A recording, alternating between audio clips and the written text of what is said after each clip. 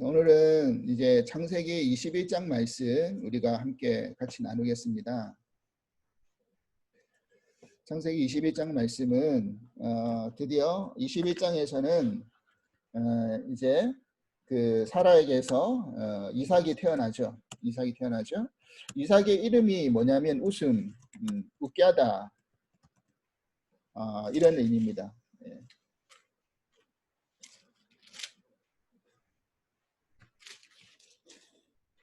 웃게 하다 이런 의미가 되죠. 21장에 보면.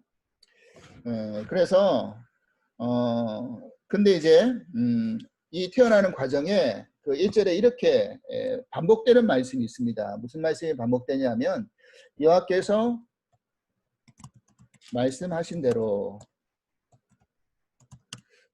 대로가 반복되죠. 1절에 여호와께서 말씀하신 대로 사라를 돌보셨고, 또 두 번째 여호와께서 말씀하신 대로 사라에게 행하셨고, 말씀하신 대로, 그리고 사라가 임신하고 하나님이 말씀하신 시기가 되어서 그래서 이제 노년에 아브라함에게서 아들을 낳았다 그랬어요. 자, 우리는 이 하나님의 말씀하신 대로라는 이 말씀을 우리가 잘 붙들어야 된다는 것입니다. 즉 하나님의 시간표는 하나님의 말씀에 따라서 이루어져 나간다는 것을 우리는 알 수 있죠. 그러니까 우리가 붙들어야 될 것은 하나님의 말씀이라는 겁니다.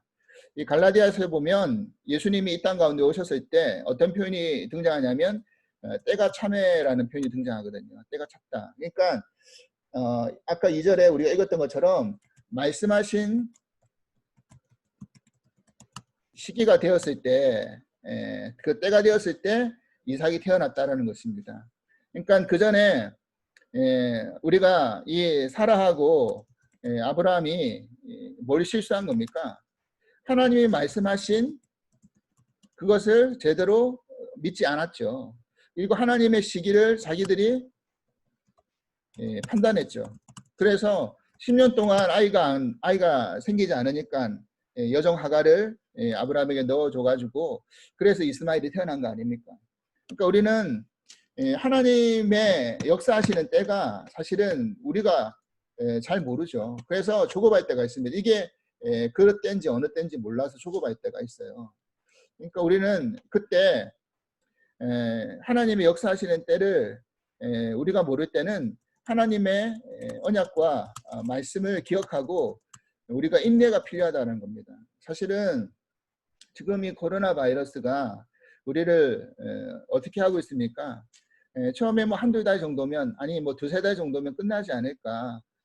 물론 초창기에 이제 예측하기를 그보다 더 길어질 것이다 그렇게 예측했지만 이것이 이제 거의 우리가 그 작년 연말에 발생해 가지고 이제 6개월 7개월 넘어가고 있잖아요. 그리고 함께 예배를 못 드린 것도 오늘 그 예배 시간에도 말씀드렸지만 주일 예배 말씀 가운데도 했지만 이제 5개월이 지나가고 있다는 것입니다.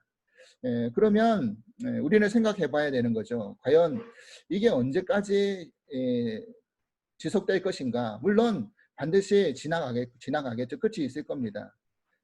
그런데 우리는 이때 우리가 취해야 될 자세가 뭔가, 믿음의 태도가 뭔가, 하나님의 말씀을 붙드는 거죠. 말씀을 의지하고 붙드는 연습을 해야 된다는 거예요. 만약에 우리가 환경이, 여건이, 상황이 좋으면 우리가 하나님을 잘 믿습니까? 안 그렇잖아요. 환경과 여건과 상황에 상관없이 내 뜻대로 내 의지대로 살아가는 게 우리 모습이다라는 겁니다. 우리가 환경이 안 좋아져서 코로나 바이러스 때문에 우리 믿음이 연약해졌다, 어려워졌다 이렇게 말할 바가 못 된다는 거죠. 그런 거 상관없이 하나님은 오히려 이런 고난과 어려움 속에서 무엇을 지금 갖기 원하실까 그 생각을 해보는 거죠.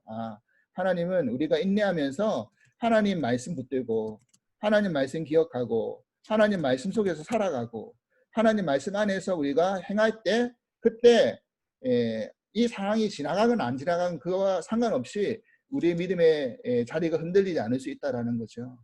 하나님은 반드시 말씀에 따라 역사하시고 말씀에 따라 하나님께서 섭리하시고 말씀에 따라 이루어 가신다는 것을 오늘 이 이삭을 태어나는 과정 속에서 우리는 분명히 발견할 수 있다라는 것입니다. 그리고 그래서 저는 이 이삭의 이름의 의미가 아까 웃게 하다, 웃음이라고 했는데 사실은 이게 상징하는 바가 있어요. 자, 지금 이삭이 태어났을 때가 아브라함의 나이가 몇 세라고 그려져 있습니까? 100세 때 태어났잖아요. 그리고 이 100세라는 의미가요. 어떤 의미가 되느냐면 사실은 육체적인 어떤 그런 몸에서 태어날 수 있는 그 한계점이 지나갔어요. 또 살아도 이미 폐경을 했고요. 그러니까 이제 불가능한 가운데 태어났어요. 그래서 이삭을 그 성경에서는 뭐라고 이야기합니까? 이삭을 이야기할 때는 아브라함의 자녀라고 이야기하지 않고요. 항상 약속의 자녀, 언약의 자녀 그렇게 이야기한다는 거예요. 왜 그럴까요? 그때 그 할례의 의미랑 우리가 같이 생각해서 말씀드렸지만 할례를 행하게 하셨잖아요. 할례를 행하게 하셨다라는 의미가 결국 뭐라고 그랬습니까? 너는 육신으로 죽었다. 육체로는 죽었다. 을 상징하는 거라 그러죠.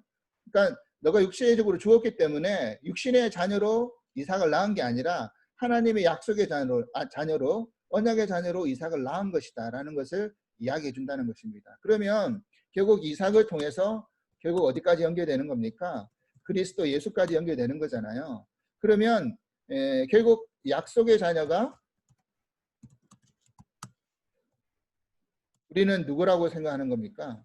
이삭이지만 결국 나중에 와서는 누굽니까? 하나님의 약속의 자녀, 언약의 자녀가 그리스도 예수님이시죠. 우리가 그걸 안다는 거예요. 그러면 그거랑 같이 연결해 가지고 오늘 이 말씀을 우리가 기억해 보면 6절에 이렇게 되어 있어요. 사라가 이르되 하나님이 나를 웃게 하시니 듣는 자가 다 나와 함께 웃으리로다 그랬어요. 하나님이 웃게 하셨어요. 그런데 그 전에 보니까 아브라함도 마찬가지고 사라도 마찬가지고 웃긴 웃었어요. 왜 웃었습니까? 이 웃음에는 어떤 웃음이 담겨져 있었냐면 하나님이 너의 몸을 통해서 자녀를 낳게 해주겠다. 너의 몸에서 난 씨라이지만이 하나님의 그런 자손을 이어가겠다라고 했을 때 아니 지금 내 나이가 몇 살인데 또 살아도 내가 지금 폐경했는데 이러면서 둘 다 웃었어요. 이 웃음 속에 담겨져 있는 의미가 뭡니까? 믿지 못하는 어떤 비웃음이죠. 신뢰하지 못하는 사실은 비웃음. 그럴 일이 있을 수 있을까라는 그런 비웃음이었다는 겁니다. 그런데 이런 비웃음이 결국 하나님이 실제로 기쁨의 웃음을 가져다 주게 만들어 주셨다라는 거예요. 그죠? 그러면서 6절에 보니까 제가 답변할 수 없는 질문이에요. 후반절에 보니까 6절에 뭐라고 되어 있느냐면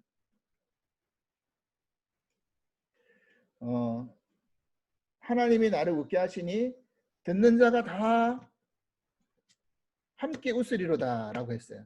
듣는 자가 다 함께 웃으리로다. 자, 듣는 자가 다 함께 웃는다. 이게 상징하는 바가 크다라는 거예요. 무슨 말입니까? 약속의 자녀로 말미암아 웃는 거잖아요. 약속의 자녀 때문에 웃는 건데 결국 다른 사람이 왜 웃느냐? 들었기 때문에 웃는다라는 거잖아요. 그러니까 우리가 복음이라는 것이 기쁜 소식인데 예수님이 이 땅 가운데 오셔서 우리를 위해서 우리의 죄를 사하여서 죽으시고 부활하신 다음에 우리를 구원하셨다라는 이 복음이잖아요. 이 복음을 우리가 어떻게 해요? 처음에는 우리도 사실은 비웃었을 때가 있었어요. 제가 처음 예전에 설명 말씀드린 적이 있나요? 제가 처음 믿음 생활을 시작했을 때가 언제였느냐면 고등학교 졸업하고 대학교 입학했을 때였거든요. 근데 그 신입생 오리엔테이션 때 그 대학교 가면 이게 이제 전도하는 사람들 많이 만나거든요. 기독교 서클에서. 그래서 그때 CCC에서 한 사람이 나왔어요. 제가 지금 기억해 보니까 CCC였던 것 같아요. 복음을 그 사형리 이야기하고 복음에 대한 것을 설명해 줬어요. 그때 제가 속으로 약간 비웃었어요. 왜냐하면 네, 그때 저는 교회 나갈 마음이 없었기 때문에, 하나님 믿을 마음이 없었기 때문에. 그러면서 제가 그분한테 했던 말이 똑똑히 기억나요. 뭐라고 말했느냐면, 저는 특별한 일이 생기지 않는 이상은 교회 나갈 일이 없을 겁니다. 그런데 만약에 무슨 일이 생긴다고 한다면, 나한테 어떤 특별한 계기가 생겨서 믿음을 가지게 된다고 한다면 교회보다는 성당을 갈 겁니다. 그랬어요. 왜 제가 그렇게 이야기했느냐면, 그때 그 당시 그 뉴스 속에서 교회에서 안 들려지는 그런 뉴스 얘기가 너무 부정적인 그런 뉴스들이 많았어요. 뭐 목사님이 뭐 범죄했던 이야기, 하여튼 여러 가지. 뭐 지금도 가끔씩 그런 이야기 나오지만 그때 유독 그런 이야기를 많이 뉴스에 접했던 거예요. 그러니까 차라리 성당은 깨끗한 것 같아요. 성당에서 뭐 그런 뉴스들이 별로 없었잖아요. 그래서 내가 믿음 생활하면 성당 나갈 거예요 하고 제가 그렇게 했어요. 그런데 그 말은 사실 성당 나가겠다는 말이 아니라 나는 믿음 생활 안 할 거예요. 하나님 안 믿을 거예요. 이 말이 더 많았어요. 그런데 그 말을 사실은 나와 그 CCC의 전도 나온 분하고 서로 이야기를 하고 있었겠지만 그 이야기를 누가 듣고 계셨겠어요? 하나님이 들으셨다라는 거예요. 그러니까 불과 1개월도 되지 않아서 한 달도 지나지 않아서 제가 친구를 통해서 성경을 배우게 되었고 성경 공부를 하게 되었고 그 성경 공부를 통해서 결국 제가 교회에 나가게 되었고 지금도 상상하지 못하는데 제가 목회자가까지 되었잖아요. 그러니까 이거는 전혀 저의 어떤 인생의 설계 가운데 계획 가운데 비전 가운데 꿈 가운데 없었던 이야기예요. 내가 목회자가 된다? 상상할 수도 없는, 제가 어릴 때부터 그런 뭐 꿈을 가졌던 것도 아니고 또 믿음 생활도 중간에 시작했고 이런 것이 진짜 생각할 수도 없는 그런 일들이 일어났다는 거예요. 자, 그러니까 하나님은 결국 저에게 복음을 만나게 하셔서 진정한 웃음을 회복하게 만들어 주셨어요. 이 복음 앞에 진짜 웃게 되는 거죠. 기쁨을 회복하게 된 거죠. 이거라는 겁니다. 그러니까 우리가 어떤 사람이 되어야 되는 겁니까? 결국 하나님의 복음을 듣는 자, 말씀을 듣는 자가 결국 함께 웃게 된다. 이삭이 그런 역사를 일으켜줬고 이야기의 어떤 상징적인 인물로 남았고 결국 약속의 자녀 예수님을 우리가 복음을 우리가 들었을 때 우리가 진정한 웃음이 나오고 웃는 자가 될 수 있다라는 이야기를 지금 이야기하고 있는 것이죠. 자, 그런데 이 가정 가운데 웃음이 넘쳐났지만 문제가 생겼어요. 무슨 문제가 생겼습니까? 이 가정이 해결되지 않았던 문제가 하나가 있었는데 뭐냐면 거기에는 육신의 자녀와 약속의 자녀가 함께 공존했다라는 거예요. 그러니까 육의 일과 영의 일이 함께 할 수가 없는 것을 이제 보여주고 있는 것이죠. 어떤 일이 생겼습니까? 자, 아이가 젖을 떼고 이제 자라나서 잔치를 베풀었는데 보니까 9절에 사라가 본즉 아브라함의 아들 애굽의 여인 하갈의 아들이 이삭을 놀리는지라. 여기에 뭐 이스마엘이라고 말도 안 했어요. 그냥 하갈의 아브라함의 아들이지만 또 애굽 여인 하갈의 아들이라고 했어요. 그러니까 약속의 육신의 자녀가 약속의 자녀를 언약의 자녀를 어떻게 하는 겁니까? 놀렸다 그랬어요. 이 놀렸다라는 표현이 결국 어떤 표현이냐면 희롱하다, 비웃다 이런 표현이에요. 그러니까 결국 육신의 세상의 사람들은 육신에 속한 사람들은 결국 하나님의 복음을 들어도 그것을 은혜로 받아들이지 못하고 은혜 속에서 영접하지 못하면 항상 비웃을 뿐이에요. 저희가 예전에 그랬던 것처럼 마찬가지라는 겁니다. 그것을 보여주고 있는 것이죠. 이제 이것이 하나의 가정 안에서 일어나고 있다는 것입니다. 그러면 이 가정 안에서 육신의 일과 영의 일들이 부딪히고 있을 때는 결국 뭐 해야 되는 겁니까? 분리를 시켜야 된다는 거예요. 그러니까 육신의 자녀가 나가야 되죠. 그리고 영의 자녀가 실제적인 자녀로서 그것을 자리 잡아야 된다는 것입니다. 그러니까 지금 아브라함이 말씀대로 살아가고 있잖아요. 그래서 명령대로 할례도 행했고요. 결국 하나님 말씀을 듣고 처음에는 아브라함이 뭐 했냐고 하면 11절 보니까 아브라함이 그의 아들로 말미암아 매우 근심했다 그랬어요. 사실은 아브라함의 마음속에는 뭐가 있었냐면요. 근심이 있었어요. 무슨 말입니까? 지금 사라를 통해 가지고 이삭이 놀림받고 있다. 그 이스마엘을 통해서 놀림받고 있다라는 이야기 들으니 이게 서로 공존할 수 없겠다. 같이 살아갈 수 없겠다라는 것을 생각하게 된 거죠. 그런데 이스마엘도 자기의 아들이잖아요. 그러니까 그로 말미암아 사실 근심이 들죠. 근심하는 마음이 들었어요. 근데 하나님이 그 마음을 아시고 그 육신의 자녀도 돌보세요. 그러니까 어떤 세상에 속해 있는 사람들도요. 결국 하나님의 은혜 가운데 살아갈 수밖에 없는 존재예요. 그걸 이야기하는 거예요. 그런데 중요한 건 뭡니까? 그런 사람들이 다 하나님의 은혜가 필요한데 두 부류가 있잖아요. 세상에 속한 사람들 속에서 두 부류가 있는데 하나님의 은혜를 깨닫고 돌이키는 사람이 있고 하나님의 은혜는 있지만 그 은혜를 깨닫지 못하고 그냥 그대로 살아가는 사람이 있는 거예요. 깨닫지 못하고 그냥 자신의 육신의 삶에 만족해서 살아가는 사람이 있다라는 거죠. 두 부류라는 거예요. 그러니까 우리가 전에는 어떤 사람입니까? 세상에 속했던 사람이었지만 저도 마찬가지였고 하나님 은혜를 깨닫고 돌이켜서 하나님의 복음 가운데 기쁨을 회복한 사람이 되었고요. 또 그렇지 못한 사람은 여전히 하나님 은혜를 깨닫지 못하고 머물러 있는 사람이 있다라는 거예요. 그 차이라는 겁니다. 그래서 지금 그렇게 공존하지 못하고 했어요. 자, 그래서 갈라디아서 말씀을 잠깐 찾아보겠습니다. 이게 왜 중요한지. 갈라디아서 4장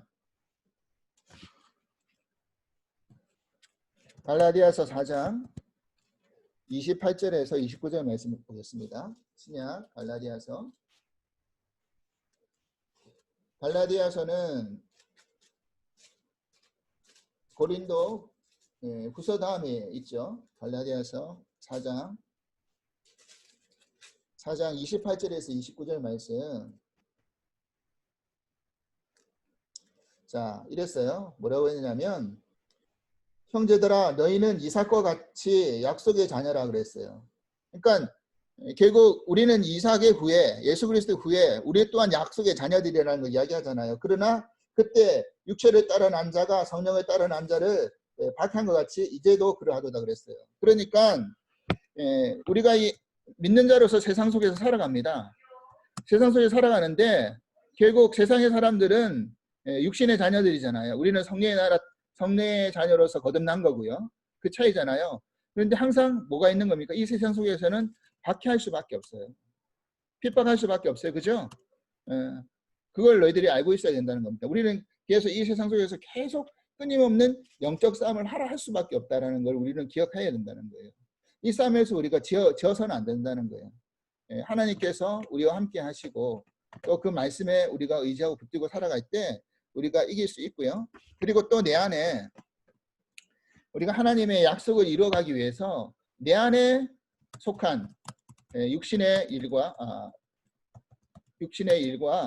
영의 일을 가지고 우리가 갈등할 때 우리는 뭘 선택해야 된다는 겁니까? 결국 육신의 일을 선택하는 게 아니라 영의 일을 선택하는 것이 지혜로운 사람이라는 거예요.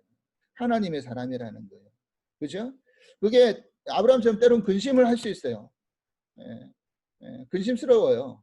근데 그거 버린다 할지라도 하나님이 그거 문제되게 만드시 않을 거라는 거예요. 영의 일을 붙들면 영의 일로 말미암아 회복되어지고 그 일로 말미암아 하나님의 일들이 일어나는 것을 우리들에게 이야기해 준다는 겁니다. 그것을 지금 오늘 이 사건 속에서 이야기해 주고 있는 것이죠. 자, 그 다음에 갑자기 이제 21장 후반부 중반부에 들어가면 아비멜렉이 또 등장하죠. 아비멜렉이 등장하고 비골이 등장해요. 자, 이 아비멜렉 비골은요. 아비멜렉은 블레셋 왕을 상징하는 호칭 이름이고요.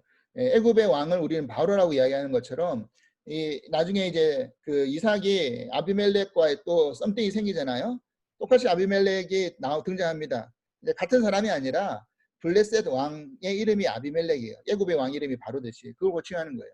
마찬가지로 비골도 블레셋 군대 장관의 호칭이 비골이에요. 우리가 그렇게 생각하면 됩니다. 그래서 아비멜렉 비골이 지금 누굴 찾아온 겁니까? 아브라함을 찾아왔어요. 그러면서 한다는 이야기가 뭐냐면 보겠습니다. 22절.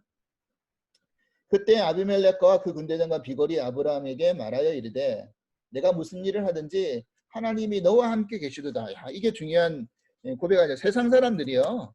뭐라고 이야기하고 있느냐면요. 하나님이 너와 함께 계시대.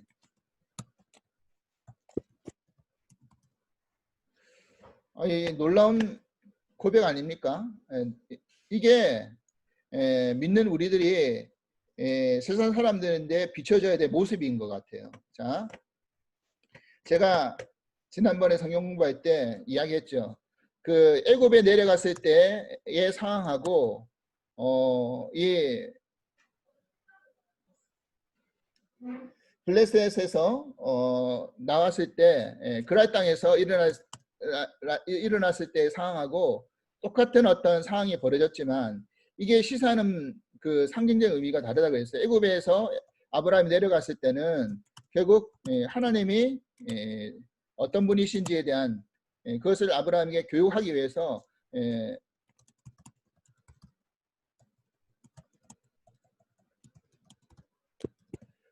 이야기를 하고 있었다고 했죠. 하나님이 어떤 분이신지. 그래서 바깥 이방 땅에서도 역사하시고 생명의 주관자 되시고 인도하시는 분이 하나님이란 걸 그때 아브라함이 깨달았잖아요. 그랄 땅에서도 물론 하나님이 어떤 분이신지에 대한 이야기를 생각해 볼 수 있지만 믿는 자, 믿는 성도가 누구인가 이야기하기 위해서 사실은 그 그랄 땅에서의 아브라함의 모습을 드러냈다라고 말씀드렸어요. 그래서 얼마나 우리가 하나님 앞에서 연약하고 부족하고 또 믿음으로서의 어떤 자격과 조건이 없는 자인 것을 그대로 드러내고 있었잖아요. 그걸 하나님이 다시 회복시켜 주시고 끈질기게 다시 설득하시고 붙들어 주시고 이끌어내셔서 우리가 여기까지 됐다. 그래서 누누이 강조하고 있지만 아브라함이 믿음의 조상이라고 하는 것은 그가 어떤 그만한 실력과 조건과 행위가 있어서 믿음의 조상이 된 게 아니라 아브라함만큼 하나님이 그를 설득하시고 인도하시고 붙드셔서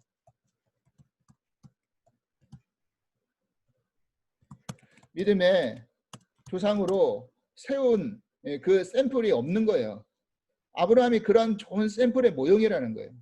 그러니까 우리의 믿음이 결국 아브라함처럼 그렇게 세워져 간다는 거예요. 내가 정말 믿음의 실력이 조건이 행위가 뛰어나서 하나님이 나를 붙들어 주신 게 아니라는 거예요. 나는 아무것도 아니고 부족하지만 연약하지만 하나님 나를 설득하시고 인도하시고 붙드시고 하는 과정 속에서 내 믿음이 점진적으로 조금씩 성장하면서 자라난 거죠. 우리가 이걸 깨달아야 된다는 거 말씀드렸잖아요. 그래서 우리가 세상 속에서 어떤 사람이 되냐. 지금 아브라함이 그런 과정 속에서 변화를 이루어 나갔는데 한 이 그 그랄 땅에서 블레셋 땅에서 한 4년 정도 4, 5년 정도 거주한 것 같아요. 자, 그러면서 블레셋의 아비멜렉이 본 거죠. 뭘 본 겁니까? 보니까 이 사람이 보니까 하나님이 함께 하시는 것 같다라는 것을 본 거예요. 자, 우리가 아까 세상 속에서 세상 사람들은 육신의 사람들이기 때문에 결국 우리를 핍박하고 박해하고 비웃고 거부하죠. 그런데 그 과정 속에서 우리가 세상 사람들에게 이상하게 보여진다 할지라도 그들이 결국 무엇을 드러내야 되는 겁니까? 나와 하나님이 함께 하신다. 임마누엘 하나님을 우리가 드러내야 된다는 그게 성도 믿는 성도들의 모습이라는 거예요. 여러분 지금은 아직 그 정도 단계까지 안 되는데요. 그 정도 수준까지 안 되는데요. 물론 그래요. 다 그럴 수 없잖아요. 근데 하나님 이렇게 만들어 가신다고요. 그 속에서 우리가 하나님 말씀 붙들고 의지하고 나가자는 거잖아요. 그래서 우리가 이 코로나 바이러스가 있어 다 두려워하고 걱정하고 염려하는데 교인에 보니까 저 사람 참 신기하다. 걱정도 없고 두려움도 없고 오히려 편안하네. 더 말씀 더 의지하네. 더 여유롭고 더 많은 사랑을 베푸네. 그러면 세상 사람들이 우리를 바라볼 때 뭐라고 생각하겠습니까? 이상하다. 이렇게 생각하지 않겠습니까? 저 사람 보니까 하나님이 함께 하시는 것 같다. 근데 지금 교회가 세상 사람들한테 조롱이 되고 놀림이 된다는 거예요. 비웃음이 되죠, 진짜. 지금 그렇게 되고 있잖아요. 그러니까 우리는요, 오늘 버린도라고 모퉁이돌 말씀드렸지만 모퉁이 머릿돌이라고 말씀드렸지만 우리가 세상 안에서 먼저 머릿돌이 되려고 하면 안 돼요. 하나님이 머릿돌로 만들어 주세요. 그런데 우리가 건축자의 버린 돌이 됐을 때 머릿돌이 되는 거지 내가 머릿돌이 되고 싶어서 머릿돌이 되는 게 아니에요. 세상은요 투쟁하고 욕하고 그리고 싸운다고 해서 세상이 변화되는 게 아니에요. 예수님이 오셔가지고 그렇게 세상을 변화시켰습니까? 예수님이 그렇게 세상을 변화시키지 않으셨어요. 예수님은 어떻게 세상을 변화시키려고 하셨습니까? 예수님 십자가 지셨어요. 죽으셨어요.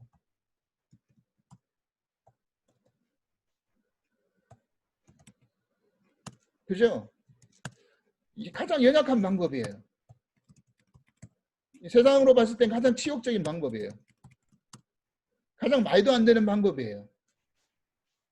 많은 유대인들, 많은 예수님을 따라가는 무리들은 예수님이 어떤 메시아가 되기 원했습니까? 호령하고 능력을 행하고 그 전에 그런 것을 이미 보여주실 만한 기적과 능력을 가진 것을 알았기 때문에 그래서 따라오면서 호산나 호산나 외치고 예수님 따라왔잖아요. 그래서 예루살렘에 들어와가지고 모든 종교지도자들에게 꾸짖으면서 저들을 무릎 꿇히게 만들고 로마의 정부들을 전복시켜버리고 그래가지고 이스라엘을 회복시키고 마치 유대의 다윗의 왕조가 다시 회복되는 것처럼 그런 나라를 꿈꿔서 그런 나라가 되었을 때 나도 기억해 주셔가지고 나도 좌편에 우편에 앉게 해달라고 제자들이 그렇게 요구한 거잖아요. 그죠? 근데 예수님이 어떻게 하셨어요? 그런 방법 안 하셨다는 거예요. 그런 방법 안 하셨다는 것은 그럴 만한 능력이 없고 힘이 없어서가 아니라 그렇게 하실 수 있는 능력도 힘도 되셨지만 그렇게 해서 세상이 변화되는 게 아닌 걸 알기 때문에 그렇게 해서 저들이 용서받는 게 그대로 저들의 죄가 사해지는 게 아니라는 걸 알기 때문에 예수님이 십자가에 죽으셨다는 거예요. 이게 우리 교회의 성도들의 방법이 돼야 되는 거죠. 그죠? 그러니까 세상이 잘못했어요. 문제가 있어요. 알죠? 왜 몰라요? 그러면 그것을 가지고 물론 뭐 잠잠고 가만히 있으라는 이야기가 아니라 이거 믿는 자 안에서 너그럽게 또 기도하면서 뭐예요? 하나님의 말씀에 따라 하나님의 시기를 기다리는 거죠. 이게 참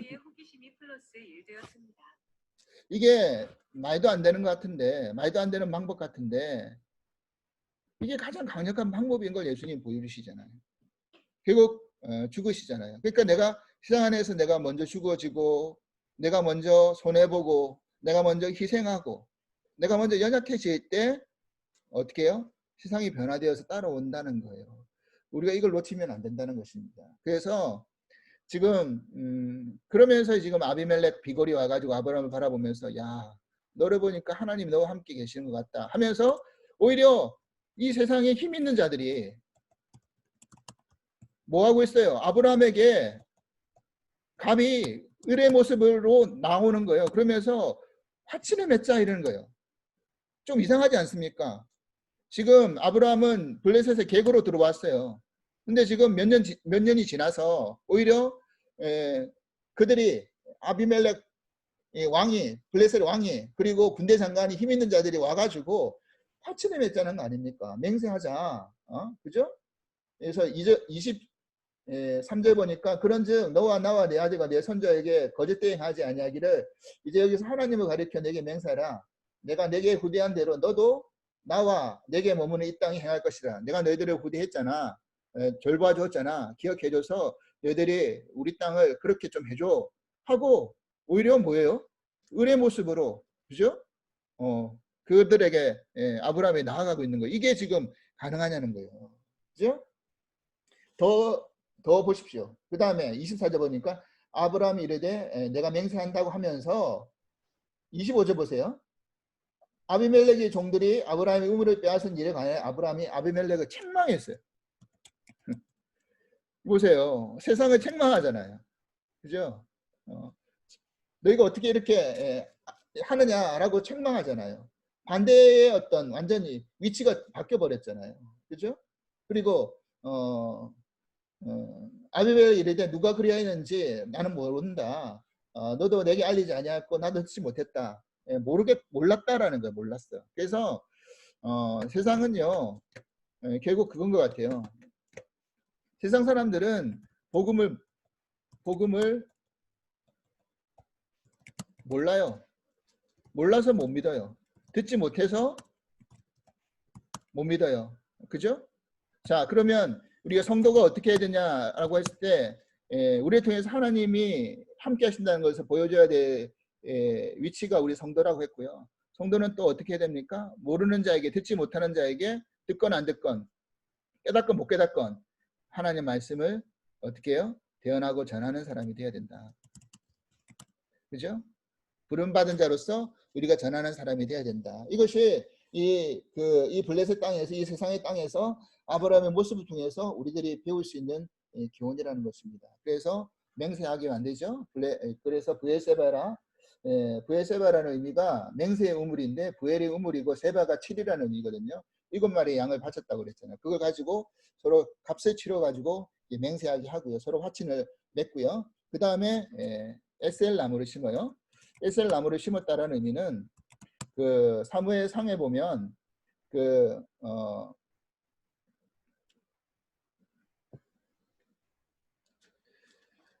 하나님의 왕들이 어떻게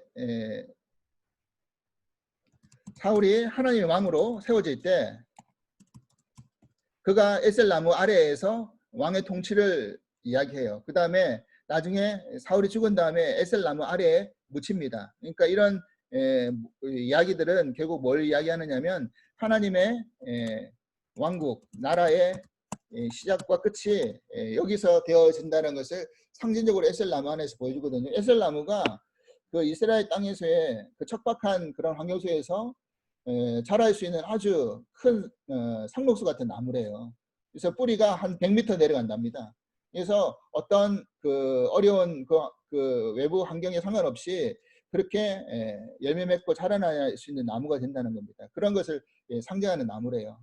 그래서 그렇게 언약을 맺고 지금 거기에서 에셀 나무를 심어요. 그래서 우리는 결국 그 예전에 보면 나무를 심는 자라는 그런 중요한 좋은 영상이 있거든요. 제가 다음에 기회가 되면 이거 보여드릴 수 있는 기회 때 한번 보여드릴게요. 나무를 심는 자. 또 우리는 세상 속에서 하나님의 나무를 심는 자, 에셀 나무를 심는 자, 하나님 나라를 이루기 위해서 지금은 당장 눈에 보이지 않는다 할지라도, 지금은 당장 드러나지 않는다 할지라도 이 작은 미약한 시작 안에서 우리가 하나님 나무를 심고 하나님의 때를 기다리고 또 하나님의 말씀을 전하고 그러면서 하나님의 나라를 이루어갈 수 있는 그런 일들을 우리가 해나갈 수 있는 그런 은혜가 임할 수 있길 바랍니다. 그래서 우리는 이 세상 속에서 하나님의 나무를 심는 자가 되어야 되는 거예요. 하나님 나라를 심는 자가 되는 거죠. 그래서 복음이라는 것이 우리가 그 씨 뿌리는 비유에서도 말씀드렸지만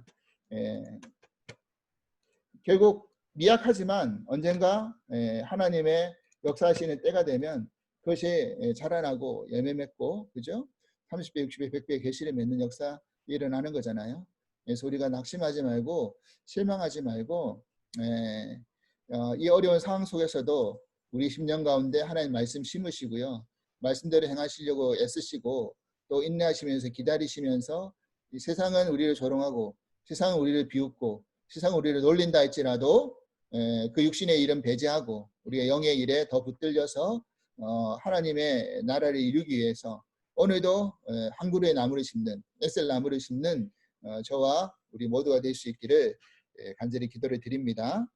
기도하겠습니다. 하나님 아버지 감사합니다. 오늘 또 창세기 이 아브라함의 말씀을 공부하면서 하나님의 언약의 자녀가 태어나는 과정과 또 세상 가운데 하나님의 사람인 아브라함이 어떻게 인정받고 또 어떻게 저들이 하나님의 복음 가운데 그것을 뿌리내리는지를 깨닫게 하시니 감사드립니다. 어렵고 힘든 상황을 우리들이 보내고 있지만 이 상황 속에서도 우리가 결코 낙심하거나 낭망하지 않게 하시고 끝까지 믿음 안에서 우리가 승리하고 하나님 말씀 의지하고 말씀대로 이루시고 말씀대로 행하시고 말씀대로 역사하시는 하나님의 때를 우리가 기다리면서 우리가 우리의 주어진 이 매일매일의 일상의 하루를 세상 가운데 하나님 나무를 심는 마음으로 그렇게 복음을 심고 뿌리고 우리 마음 가운데 그렇게 행하며 살아갈 수 있는 저희 모두가 될 수 있도록 축복하여 주시옵소서. 감사하며 예수 그리스도 이름으로 기도합나이다. 아멘.